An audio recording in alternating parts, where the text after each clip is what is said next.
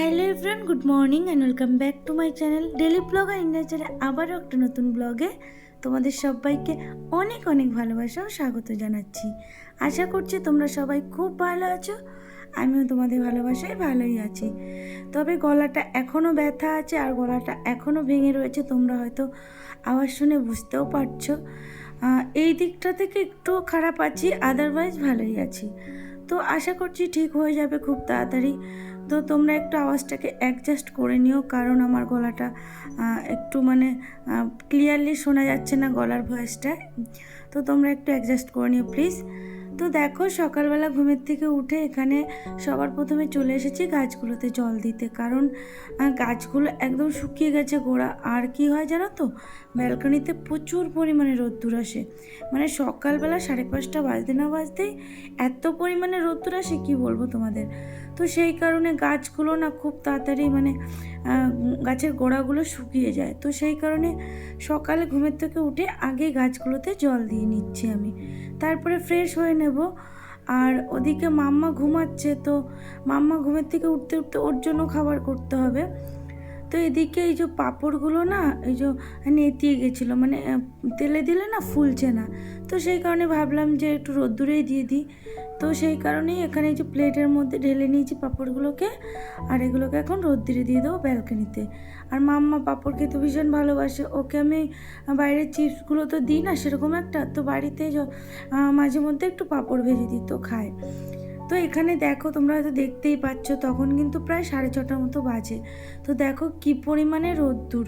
তো এখানে এই যে পাঁপড়গুলোকে আমি দিয়ে দিলাম, তারপরে আমি তো ফ্রেশ হয়ে গেছিলাম, ফ্রেশ হয়ে ঘর দুয়ার সমস্ত কিছু ঝাড় দিয়ে নাইটি চেঞ্জ করে দেন চলে এসেছি রান্নাঘরে। এখন এই মাম্মার জন্য খাবার করব। তো অনেক দিন হলো মাম্মার জন্য ডালিয়া করা হয় না, তো ভাবলাম যে আজকে একটু ডালিয়া করে দিই। কী হয়েছিল জানো তো, বাচ্চাদের তো রুচির পরিবর্তন ঘটে। ও কদিন ধরে দেখতাম ডালিয়া খেতে চাইতো না, তো সেই কারণে করতাম না। কারণ আগে আমরা ব্লগ যারা দেখেছো জানো যে আমি মাম্মার জন্য প্রায় ডালিয়া করতাম সকালবেলা করে। তো ডালিয়া সেরকম একটা খেতে চাইতো না বলে করাটা বন্ধ রেখেছিলাম কিছুদিন। তো এখন ভাবলাম যে অনেক দিনই তো করি না, তো দেখি আজকে যদি খায়, তো সেই কারণেই ডালিয়াটা সকালবেলা ওর জন্য করছি। তো সমস্ত রকম সবজি কেটে নিয়েছিলাম, তারপরে ওটা দিয়ে সিটি মেরে দিলাম। তো এখানে ডালিয়াটা রেডি হয়ে গেছে। আর মাম্মা কিন্তু এই ফাঁকে উঠেও গিয়েছিল, তো ওকে ফ্রেশ করিয়ে হাত মুখ ধুয়ে ঘরে বসিয়ে দিয়েছিলাম, ও খেলছিল আর টিভি দেখছিল। তো তারপরে এখানে এই যে খাবারটা নিয়ে আসলাম। আর ঘুমের থেকে উঠে যাওয়ার পরে ওর তো খিদে পেয়ে যায় তাড়াতাড়ি করে, যেহেতু রাত্রেবেলা অনেক রাত্রে বলতে ওই ধরো 9টা 9:30 নাগাদ তো খেয়ে নেয়। তারপরে তো সারা রাত্রে সেরকম কিছু খায় না, শুধু ফিডিং করে, বেস্ট ফিডিং। তো সেই কারণে সকালে উঠলে ওর খিদে পেয়ে যায়। তো সেই কারণে ওকে ওই তাড়াতাড়ি করে ঠান্ডা করার জন্য ওই ঠান্ডা জলের মধ্যে বাটিটা বসিয়ে ঠান্ডা করে ওকে খাইয়ে দিলাম। তারপরে ওকে ওখানে বসিয়ে দিয়ে এসেছি, ও টিভি দেখছে, খেলছে। আর আমি এখানে চলে এসেছি আমার খাওয়ার ব্যবস্থা করতে, কারণ আমি যদি না খাই তাহলে তো আমি চলতে পারবো না। আর আমি না ঠিক থাকলে বাড়ি পুরো অচল। কারণ এটাই স্বাভাবিক না, বাড়িতে একজন বাড়ির মা বলো, দিদি বলো, আর বাড়ির ওয়াইফ যেই হোক, যদি বাড়ির কর্ত্রী অসুস্থ থাকে না, তাহলে কিন্তু একদম সংসারটা অচল হয়ে যায়। যেমন স্বামী পুরুষরা যদি অসুস্থ থাকে তাহলে পুরো পরিবারটাই অচল হয়ে যায়। আর যদি স্ত্রীরা অসুস্থ থাকে তাহলে না সংসারটাই পুরো অচল হয়ে যায়। তো সেই কারণে সকাল উঠে আগে খেয়ে নিচ্ছি, খাওয়া দাওয়া করে অনেকগুলো বাসন রয়েছে সেগুলোকে মাজবো, তারপরে ভাতটা বসিয়ে দেবো তাড়াতাড়ি করে, কারণ যত তাড়াতাড়ি করবো তত তাড়াতাড়ি রান্নাবান্না হয়ে যাবে। আর গরমের মধ্যে একদমই যেন রান্নাঘরে ভালো লাগে না, রান্নাঘরটা তো সব থেকে মেয়েদের প্রিয় জায়গা। তবে কি জানো তো, এত পরিমাণে গরম পড়েছে, রান্নাঘরে আসলে পুরো ভিজে জল হয়ে যেতে হয়। তো তাড়াতাড়ি করে রান্নাবান্না করে সরতে পারলেই কি বলবো, শান্তি। তো এখানে চলে এসেছি, যে বাসন কোসনগুলো মেজে নিচ্ছি। তো তারপরে ওদিকে রাত্রেবেলা ভাতের যেটার মধ্যে ভাত রান্না করি, ভাতের সসপ্যানটা, তো ওটা তো ধোয়া ছিল, ধুয়ে রেখেছিলাম। তো ওটা ভাতটা আগেই বসিয়ে দিয়েছি, চালটা ধুইনি, জলটা গরম বসিয়ে দিয়েছি। তো বাসনগুলো মাঝে মাঝে জলটা গরম হয়ে যাবে, তারপরে চালটা ধুয়ে দিয়ে দেবো। তো এদিকে বাসনও মাজা হয়ে যাবে, ওদিকে ভাতটাও হতে থাকবে। তো তো তাড়াতাড়ি করে সমস্ত কাজ হয়ে যাবে। আর এখানে দেখো যে মাছও বের করে নিয়েছি আমি, তো ট্যাংরা মাছ করব আজকে। তো যেহেতু ডিপ ফ্রিজে ছিল সেই কারণে বের করে রেখেছি। মানে মাছটা ছেড়ে গেলে ধুয়ে নুন হলুদ মেখে মানে ভেজে নেব। তো এদিকে আমার বাসন কোসন সমস্ত কিছু মাজা হয়ে গেছে, আর এখন আমি এই চালটা ধুয়ে নেবো। আর এদিকে এই যেহেতু বাসন কোসন মাজার পরে জায়গাটা এই যে পুরো সাবান সাবান হয়ে গেছে, তো সেটাকে মুছে নিলাম। তো এখানে এই যে চালটাকে এখন ধুয়ে নিচ্ছি আমি। তো চালটাকে ধুয়ে দিয়ে দেবো। ওদিকে জলটাও ফুটে এসেছে, মানে গরম হয়ে গেছে। তো চালটা ধুয়ে জলে দিয়ে দেবো। দেওয়ার পরে এদিকে মাছটাকে আমি ধুয়ে নেবো, আর মাছটাকে ধুয়ে মাছটাকে ভেজে নেব। তারপরে মাম্মাকেও স্নান করাতে হবে, কারণ ওরও স্নানের টাইম হয়ে গেছে। তো এদিকে এই যে ভাতটা বসিয়ে দিলাম, দেখলেই তোমরা দেখো। তো এখন এই যে মাছটাকে ধুয়ে নিচ্ছি ভালো করে। আর এই মাছগুলো না, মানে এই মধু ট্যাংরা না কি বলে হবে, হয়তো আমি চিনি না। ট্যাংরা মাছের তো অনেক রকম ধরন আছে, তো আমি অত কিছু চিনি না। শুধু ট্যাংরা মাছ বলে না, আমি না ম্যাক্সিমাম মাছই চিনি না, জানো না। তো বিয়ের আগে তো মানে ম্যাক্সিমাম মাছই খেতামই না। তো বিয়ের পরে এই আসার পরে এখানে সবাই খায়, এবার আমার জন্য একা এসে করবে। তবুও আমার শ্বশুর আমার জন্য আলাদা মাছই পাঠাতো। তো তো এখন আস্তে আস্তে সমস্ত মাছই, মানে খুব একটা যে সমস্ত মাছ খাই তা না, তবে টুকিটাকি মাছ খাওয়া শুরু করেছি, যে না আমার জন্য এতটা ঝামেলা করতে হবে। তো সেই কারণে এই আর কি। তো এই ট্যাংরা মাছটায় অনেক, মানে মাছটা খুব বড় ছিল আর ডিমও ছিল, জানো মাছটায়। তো তোমাদের দাদাভাই বললো এই মাছটা না খুব ভালো লাগছিলো দেখে, মনে হচ্ছিলো টেস্টি হবে, তো সেই কারণেই আনা এই মাছটা। তো এখন এই যে মাছটা ভেজে নেব, নুন হলুদ মাখানো হয়ে গেছে। আর একটু সর্ষের তেল দিয়ে নিয়েছি, কারণ এই ট্যাংরা মাছ মানে আঁশ ছাড়া মাছগুলো না তেলে দিলেই ফোটে। তো এখানে আমি এই যে পাতলা করে ঝোল করব, আদা জিরে দিয়ে লঙ্কা দিয়ে পাতলা করে ট্যাংরা মাছের ঝোল করবো। একটু টমেটো দিয়ে দেবো। আর বাড়ি আসার পরে না সেরকম করে ভিডিও আমি করতে পারিনি। তার কারণ হলো, তোমরা জানো যে বাড়ির থেকে যাওয়ার আগেই তোমাদের দাদাভাইয়ের একটু শরীরটা ভালো ছিল না, মানে ওর একটু গ্যাস অম্বলের প্রবলেম হচ্ছিল।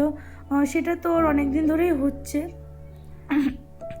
তো সেই কারণে মানে বাড়ি ছিলাম না, একটু খাওয়া দাওয়া উল্টাপাল্টা হয়ে গেছে। তো সেই কারণে শরীরটা আরও একটু খারাপ হয়ে গেছে। তো কালকে রাত্রে জোর করে, জানো না, এক প্রকার আমি ওকে ডাক্তারের কাছে নিয়ে গেছি।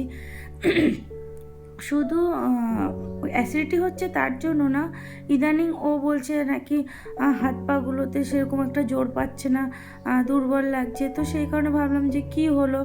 তো ও তো ডাক্তার কাছে যেতেই চায় না, জানো না, মানে আমার যদি কিছু হয় আর মাম্মার যদি কিছু হয় না, ও একদম মানে ডাক্তারের কাছে না গেলে না পুরো একদম মানে অশান্তি করবে বাড়িতে, এক প্রকার এরকম। তারপর আমার শাশুড়িও যেরকম শরীর খারাপ করে, ও তাড়াতাড়ি করবে, চলো মা চলো ডাক্তারের কাছে চলো, মানে ও সবার জন্য করবে। তবে এই যে নিজের বেলায় কিচ্ছু না। তো সেই কারণে এক প্রকারকে জোর করে বলেছি চলো আজকে তোমাকে ডাক্তারের কাছে যেতেই হবে। তো এই জোর করে নিয়ে গেছি, যেতেই চাইছিল না। তো যাওয়ার পরে ডক্টর দেখলো, দেখার পরে বললো যে ওই ক্যালসিয়ামের থেকে হতে পারে, এই যে হাত পায়ে জোর পাচ্ছে না। তো সেই কারণে ক্যালসিয়ামের ওষুধ দিয়েছে, আর ওকে ওই গ্যাসের জন্য মানে গ্যাসের ট্যাবলেট দিয়েছে, আর বলেছে একটা ইউএসজি করতে, আর দুটো রিপোর্ট দিয়েছে ওই এলএফটি সিবিসি, তো এগুলোকে করতে হবে বলেছে। তো ইউএসজিটা অ্যাকচুয়ালি দিয়েছে ওই গলাটা, বলছে সবসময় নাকি ওর গলা বুকটা জ্বলে কিছু খেলেই, তো কিছু প্রবলেম আছে কি না তার জন্য। ভগবান করে কিছু হয়তো নেই, তবুও টেস্টটা করে নেওয়া ভালো। তো করাতে হবে টেস্টটা। তো এখানে দেখো এই যে আমি আলুগুলো ভেজে নিয়েছি, মাছগুলো ভাজা হয়ে গেছে, আর এখানে এই যে টমেটোটা দিয়ে মশলাটাকে একটু কষিয়ে নিচ্ছি।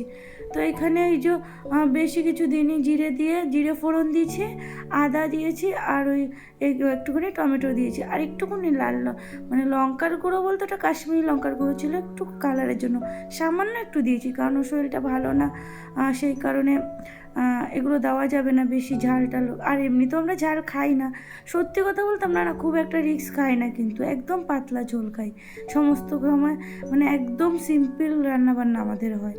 তবুও কেন জানি না ওরকম হচ্ছে। তো যাই হোক, আজকে এই মাছের ঝোলটা করব, আর করব একটু ডাল সিটি মারবো। তো ফোড়ন দেবো না, শুধু সিদ্ধ ডালই করব।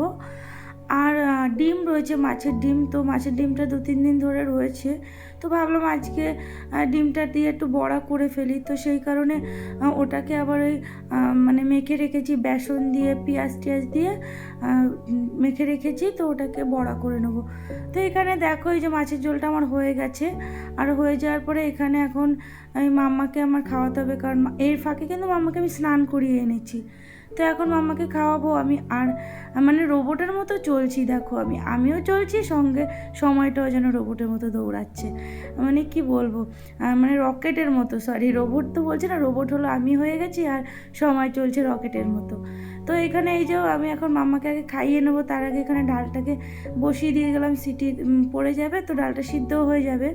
তো এখন এই যে চলে এসেছি এখানে মাম্মাকে এই যে খাওয়াবো আমি। তো মাম্মাকে খাওয়ানোর পরে ওদিকে ডিমের বড়াটাও করতে হবে। আর তোমাদের দাদাভাইয়েরও আসার সময় হয়ে গেছে অলরেডি, 12:30 বাজে, তো 1-1:30টার মধ্যে চলে আসে। তো তার আগে আমাকে রান্নাবান্নাটা কমপ্লিট করতে হবে, তারপরে স্নান করতে হবে। দেন জামা কাপড় কিছুটা ধুয়েছি, কিছুটা ভিজানো রয়েছে, সেগুলোকে কাচতে হবে। কারণ বাচ্চা কাচ্চা থাকলে না রোজ দিন প্রচুর পরিমাণে জামা কাপড় বেরায়, জানো না। তো ওগুলোকে কাচতে হবে। আর ডেলির জামা না আমরা ডেলি কেচে নিই, মানে ও আমার বলো, তোমাদের দাদাভাইয়ের বলো, মাম্মার বলো, সমস্তটাই রোজই কাচা দেওয়া হয়। তো এখানে এই যে মাম্মাকে আমার খাওয়ানো হয়ে গেছে, আর এখানে চলে এসেছি একটু পাঁপড় ভেজে নেব। কারণ আমি ওই ডিমের চপটা ভেজে ভেবেছি একটু মানে সস দিয়ে খাবো। তো তখন না মাম্মা চাইবে, তো ওকে ডিমের চপটা দেবো না, মানে ডিমের বড়াটা। তো সেই কারণে কটা পাঁপড় ভেজে নিলাম, ওকে 2টো পাঁপড় দিয়ে দেবো। আর তোমাদের দাদাভাই ওই ডালের সাথে খেয়ে নেবে। আর এই ডিমের চপ ওকে, মানে ডিমের বড়া ওকে 1টা কি 2টো দেবো, কারণ বেশি দেবো না, এগুলোতেও গ্যাস অম্বলটা হয়।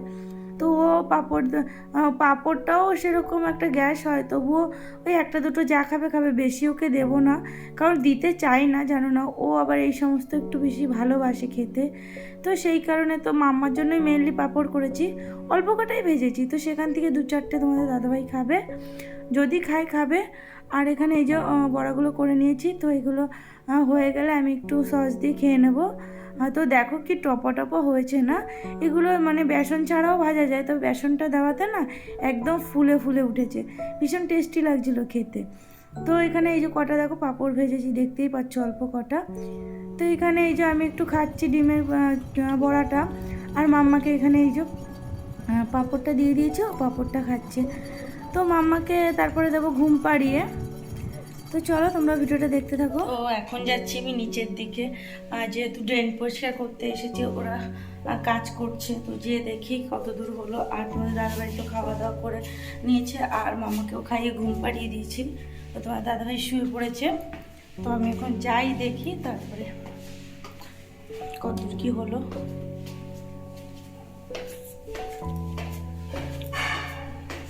আমার কোনো স্নান হয়নি, একটু পরে মানে এখান থেকে একবার উপরে গিয়ে তবে স্নান করবো।